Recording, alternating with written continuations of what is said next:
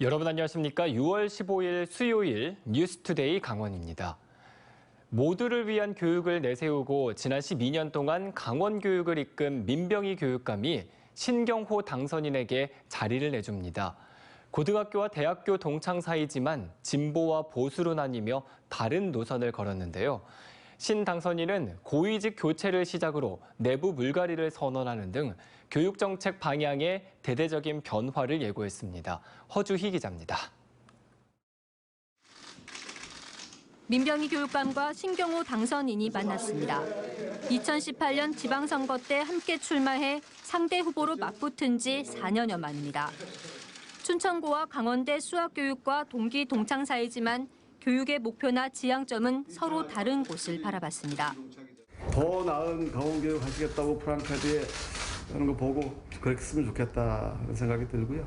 교육 철학을 저는 친구이기 때문에 잘 알고 있고 그 뜻을 제가 저버리지 않겠습니다.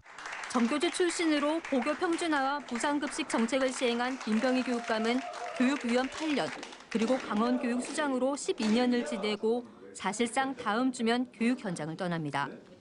교육감에 처음 당선됐을 때 초등학교 1학년이던 학생은 20살 성인이 됐습니다. 서로 협력하고 잘 어우러지는 그런 사회인이 된다면 제가 잘했다라고 할 수 있을 텐데 그건 이제 두고 봐야 되겠죠. 강원교육이 진보에서 보수로 방향 전환을 하면서 다음 달 정기 인사에서 대대적인 조직 개편이 예고됐습니다. 신 당선인은 6급 이하와 일선 학교의 교장 교감은 큰 변화 없이 가겠지만 5급 이상 고위직 인사는 교체하겠다고 밝혔습니다. 전임 교육감의 복지 정책 중 좋은 것들은 이어가겠다면서도 학부모들이 우려하는 학력 문제 해결을 위해 새로운 평가 시스템을 도입하겠다고 강조했습니다.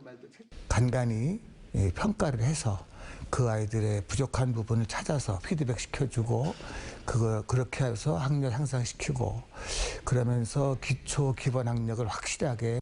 그동안 수시에 집중됐던 대입 정책은 수시와 정시 모두 준비하는 쪽으로 바꾸는 등 강원 교육 정책에 큰 변화를 예고했습니다. MBC 뉴스 허주입니다. 원주시장 당선인의 배우자가 자녀 친구의 SNS 대화 내역을 허락 없이 들여다보고 이를 외부에 공개한 혐의로 최근 재판에 넘겨졌습니다. 원강수 당선인도 이 과정을 함께한 것으로 확인돼 자질 논란이 일고 있습니다. 황구선 기자입니다. 원강수 원주시장 당선인의 부인인 47살 임모 씨가 정보보호법 위반 혐의로 최근 재판에 넘겨졌습니다. 검찰은 임 씨가 작년 3월부터 12월 사이 자녀 친구의 SNS 계정을 통해 1:1 채팅 내역 등을 무단으로 들여다본 건 정보보호법상 비밀 침해에 해당한다며 벌금 300만 원의 약식 기소했습니다. 사건의 발단은 이렇습니다. 원강수 당선인 부부가 작년 12월 집에 있던 노트북을 정리하다 로그인돼 있는 자녀 친구 계정을 발견하고 이 계정으로 접속된 1:1 채팅방에서 원 당선인과 부인, 자녀 등을 싸잡아 험담하는 내용을 확인합니다. 당선인의 부인 임 씨는 관련 내용을 학교에 알렸고 학교는 해당 학생의 부모를 불러 자녀 교육을 부탁합니다. 해당 학부모는 단체 채팅방도 아닌 1:1 채팅 내역을 원강수 당선인 부부가 속속들이 다 알고 있는 건 뭔가 이상하다며 개인정보 도용 혐의로 원 당선인의 부인 임 씨를 경찰에 고소했습니다. 학교가 당선인 부부의 편을 든다고 생각한 이 학부모는 별도로 교육청에 학폭 신고도 했습니다. 공문을 통해서 접수해 주세요. 그 자료를 열람하실 수 있게끔 방송 요청에 대한 협조 요청을 저희한테 보내시면 학폭 심의 결과는 욕한 학생도 잘못이고 SNS를 들여다본 학생도 잘못이라며 상호 서면 사과로 나왔습니다. 상대 부모는 불법 수집된 1:1 채팅 내용이 학폭 증거로 인정된 건 잘못이라며 교육청을 상대로 행정심판을 제기했습니다. 이 학부모는 후보일 때도 영향력이 상당했는데 이젠 시장이 된 당선인이 버겁다며 공식 인터뷰는 거절했습니다. 이에 대해 원강수 당선인은 부인 임 씨와 함께 자녀 친구의 계정으로 SNS 대화 내용을 들여다보고 학교에 항의한 건 맞지만 오히려 자신의 가족이 더 고통받은 피해자라며 검찰의 약식 기소에 불복하고 정식 재판을 청구하겠다고 밝혀왔습니다. 재판 결과와는 별도로 시장 당선인이 후보 시절 타인의 SNS를 허락 없이 들여다보고 그 내용을 적극 사용했다는 점에서 방대한 개인정보를 관리하는 시정 책임자로서 자질 논란이 불가피해 보입니다. MBC 뉴스 황구선입니다. 생활 형편이 어려운 노인들이 무료로 끼니를 챙길 수 있는 경로 식당이 춘천에도 여러 곳이 있습니다. 그런데 일부 경로 식당은 함께 식사를 할 공간이 부족해 복도와 화장실 앞에서 밥을 먹어야 할 정도로 시설이 열악한데요. 코로나19 여파로 지금은 도시락만 전달하지만 생각해볼 문제가 많습니다. 백승호 기자가 취재했습니다. 영구 임대 아파트 단지 안에 있는 복지관입니다. 점심시간이 가까워지자 어르신들이 복지관에서 밥과 반찬이 든 도시락을 받아갑니다. 이 복지관은 어르신들에게 식사를 무료로 제공하는 경로 식당으로 지정됐습니다. 똑같아 뭐 우리는 주는 대로 주는 것만 해도 고맙지. 하루 170명의 어르신들이 이 복지관에서 점심 한 끼를 해결합니다. 그런데 어쩐 일인지 거리두기가 해제된 이후에도 도시락만 전달하고 있습니다. 경로 식당이라는 이름과 맞지 않게 함께 모여 식사할 공간이 크게 부족하기 때문입니다. 맛있는 음식도 혼밥은 혼자 먹다 보면 맛이 없을 때가 많아요. 그리고 집에 갖다 놓으니까는 안 먹게 되고 또 조금씩 남으면 또 버리게 되고 그러더라고요. 이곳이 복지관의 복도입니다. 코로나19 이전에는 복도 양쪽에 이런 테이블을 깔고 어르신들에게 식사를 제공했습니다. 공간이 부족하면 제 뒤로 보이는 화장실 앞에서도 식사를 해야만 했습니다. 이런 궁여지책으로 식당을 운영한 지 벌써 28년이나 됐습니다. 복지관 측은 거리두기가 해제된 이후 어르신들을 복도와 화장실 앞에 또 앉혀야 하는지 고심하고 있습니다. 복지관에 식당을 만들어달라고 건물주인 LH와 식당 운영에 예산을 주는 춘천시에 수차례 건의도 했습니다.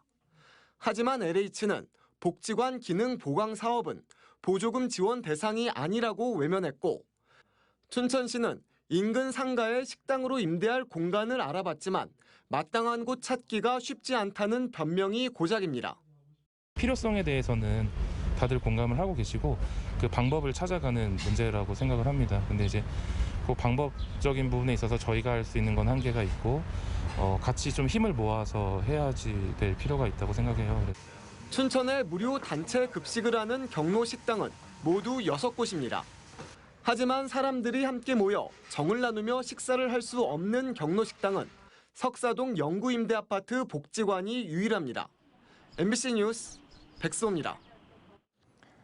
가물던 들녘에 오랜만에 단비가 내렸지만 과수농가들은 올여름 또 다른 걱정이 있습니다. 바로 열매 터짐 현상이 우려되기 때문인데요. 이준호 기자가 과수농가들을 취재했습니다. 정성군 임계면의 한 사과 농장. 방제차가 염화칼슘 섞인 물을 꼼꼼하게 뿌립니다. 장마철을 앞두고 열매가 터지는 현상을 막기 위해서입니다. 이곳 정성군 일대에서 재배되고 있는 사과는 지름이 4cm가량 자랐는데요. 성장 시기에 강수량이 많을수록 열매 터짐 현상이 더 발생합니다. 올 들어 냉해 발생과 가뭄 등 생육 환경이 좋지 않았는데 이제 장마철이 다가오고 있어 농민들의 걱정은 큽니다. 계속 이제 엄청 가물었잖아요.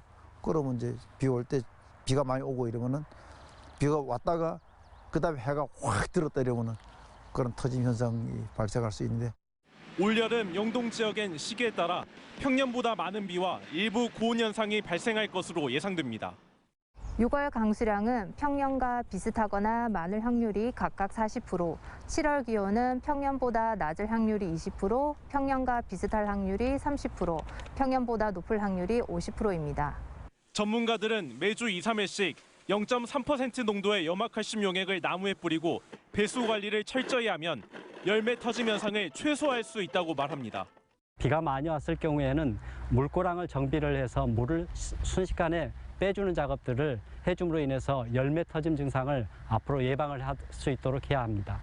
올 들어 들쭉날쭉한 기후 탓에 작황 부진을 걱정하는 농민들의 시름이 깊어지고 있습니다.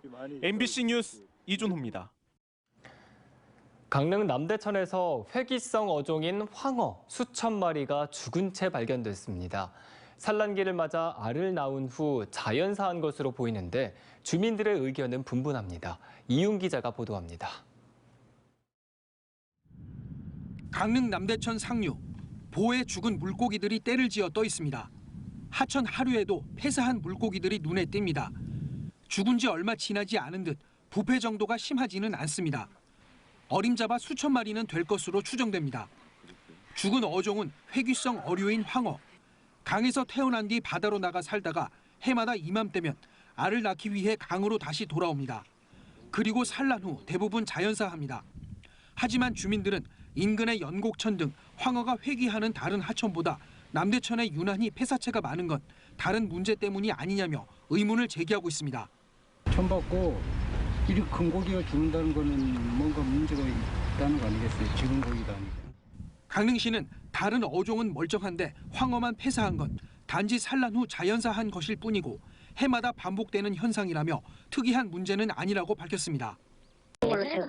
맨날 그래요. 황어는 그게 뭐 좀 오염돼서 죽은 게 아니고 바다에 갔다가 알 낳고 죽은 거니까 그거는 어떻게 할 수가 없어요. 강릉시는 악취가 나는 걸 막기 위해 황어 폐사체를 모두 수거할 계획입니다. MBC 뉴스 이용입니다. 강원도 코로나19 확진자 치료를 담당했던 강원도 5개 의료원이 코로나19 확산세가 완화됨에 따라 정상적인 운영에 들어갑니다.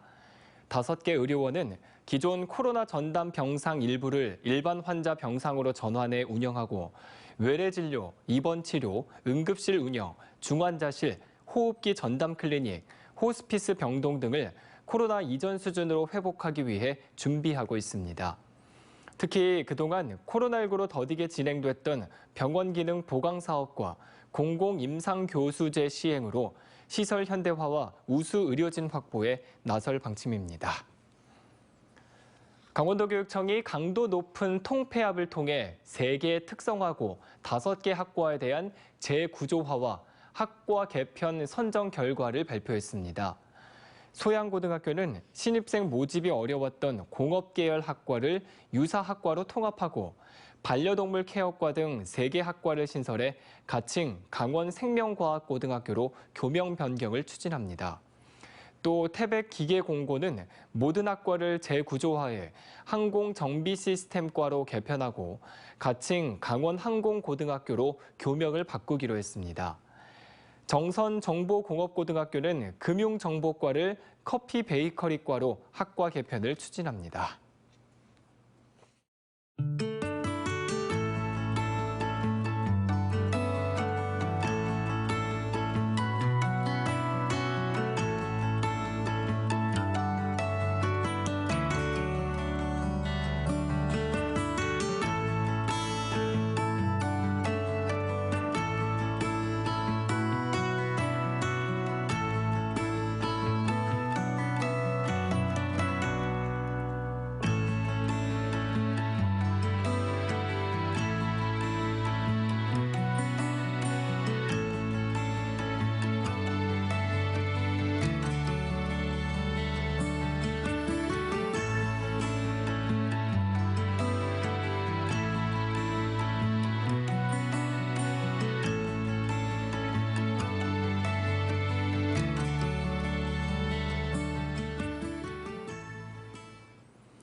최근 3년 동안 도내에서 순환사고로 죽거나 다친 사람이 430명이 넘는 것으로 나타났습니다.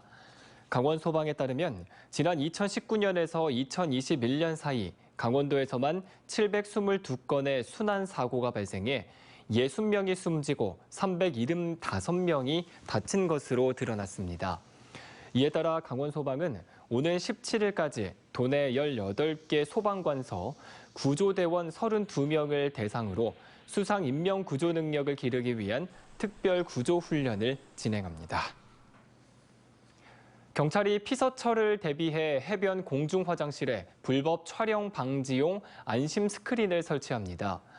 강원경찰과 자치경찰위는 강릉해변 공중 화장실 186칸에 화장실 하단을 막아 불법 촬영을 방지하는 안심 스크린을 설치하겠다고 밝혔습니다.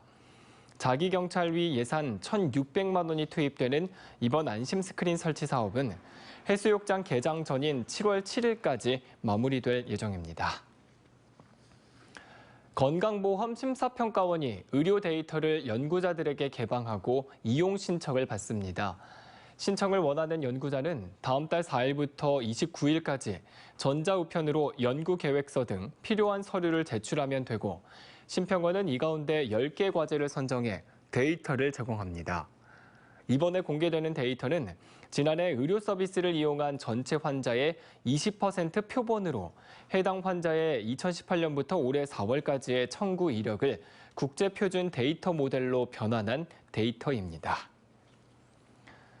강원도가 축산농가의 사료비 부담을 줄여주기 위해 국비로 내려온 특별 사료 구매금 160억 원을 추가 융자 지원합니다.